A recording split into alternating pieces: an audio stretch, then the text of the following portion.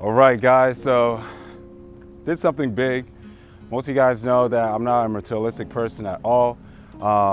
Most of you guys know my story if you guys actually watch on my podcast. Blue Capital FX was my first company.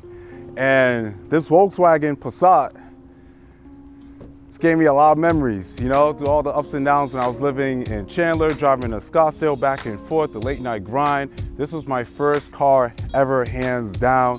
And when you believe in your own skill set, you know, you want to reward yourself now. So you guys followed me here, came and pulled the trigger and said, fuck it, why not, right? We only got one life to live. Just copped a whole new Bentley, you know, drop top. You know, I could be in Drake's video now, but it's lit. Not just showing that, because like a lot of people know that I don't really treat myself. I take care of everyone. I take care of everyone as part of Blue Capital.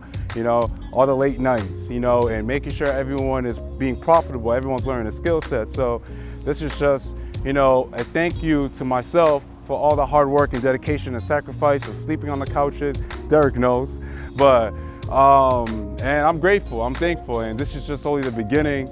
And I already have a goal in set for December, and that is gonna be the most biggest accomplishment ever. So I hope that you guys take this as motivation, you know, as humble as I am, you know.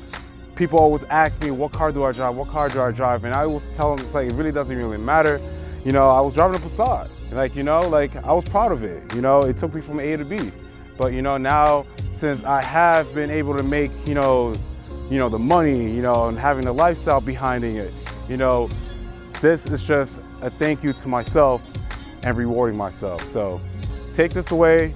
Make sure that don't let anyone tell you on what car you're currently driving. It doesn't define you as a person. You know, people acknowledge your hard work and know where you come from and understand your story, and it'll be relatable. So, I'm out of here.